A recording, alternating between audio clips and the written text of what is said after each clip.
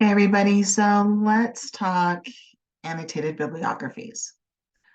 This is our MLA edition because honestly, APA and Chicago Manual Style are going to be very different than what you would see in our MLA. So let's just get that started.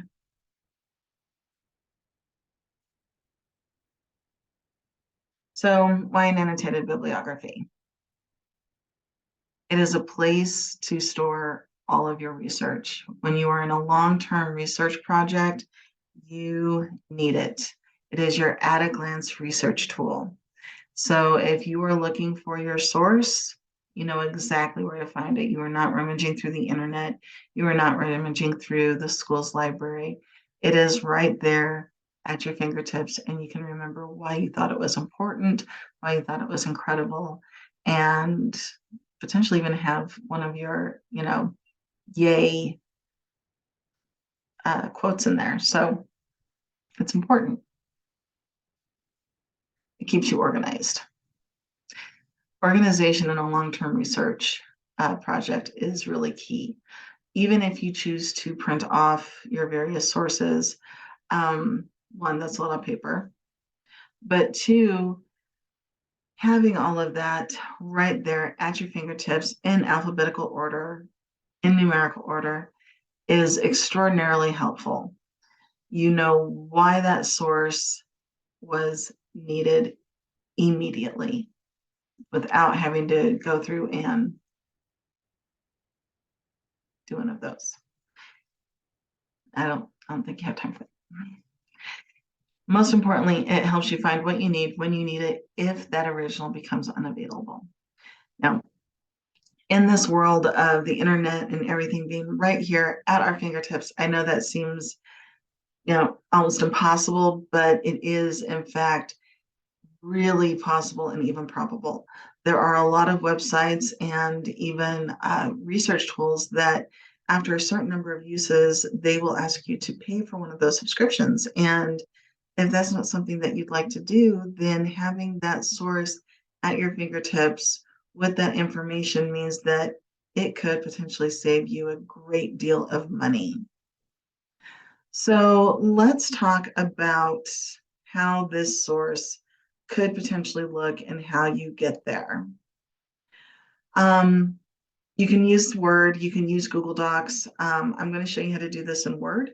That's my preferred method, but it's very similar in how we do it, even in Google Docs. So here we are in Word. Now, one of the easiest ways to accomplish this is getting yourself a new document. You can even search up MLA style paper, and then all of the really hard things are already set up for you, right? It's double spaced, it has where your name is supposed to be, it has your header.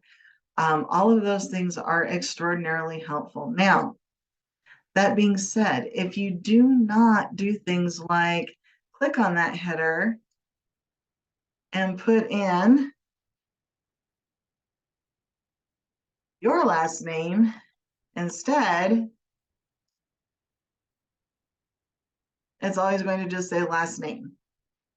You do not want to leave template information on the template. Please do put in your individual personalized information. So you'll put in your name, you'll put in my name, you'll put in our course number, you'll put in today's date, you'll put in an original title, not just annotated bibliography. Maybe it's annotated bibliography, composition research, or annotated bibliography, organic chemistry research, or history research. Do something so that when the time comes and you've got several research projects going, you know exactly which annotated bibliography you have and you can find it again. Now, in MLA, you can set up your process a couple of different ways. Things that will never change. Everything is still going to be double spaced. you are always going to have a hanging indent for your sources. Now, a hanging indent, that is what this is right here. It is almost like a reverse paragraph. So the very first line is aligned with that left margin, and everything beneath that is kicked over where your normal indentation is when you think about paragraphs. Now, speaking of paragraphs, in MLA, you may format your annotations one of two ways. You may use your standard paragraph indent.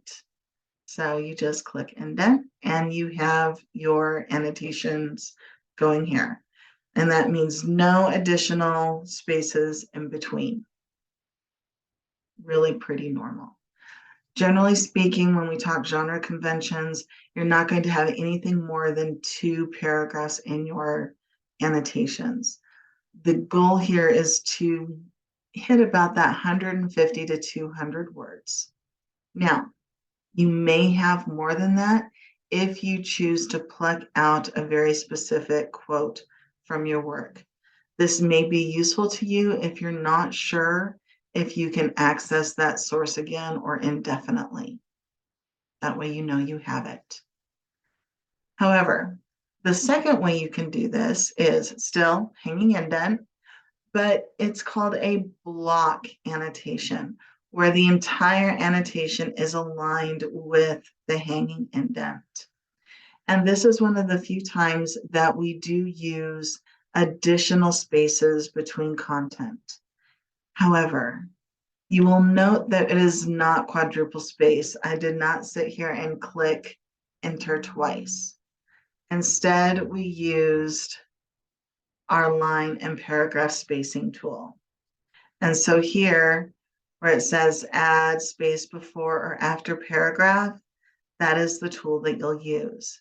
So you'll select whichever way, it doesn't really matter, and click that, and here you'll see that I did space before the paragraph.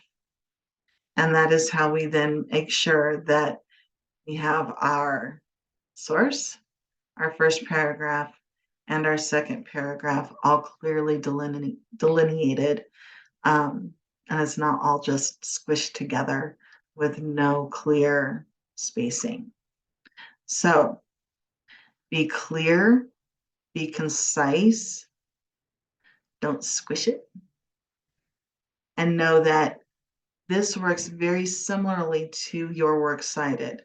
It goes in numerical order first, so 1, 2, 3, and then alpha order, A, B, C. However, this is true numerical order. That means it's the number 1, it's the number 2, it's the number 3. If the word 5 is spelled out, that is alpha order. All right? You've got this.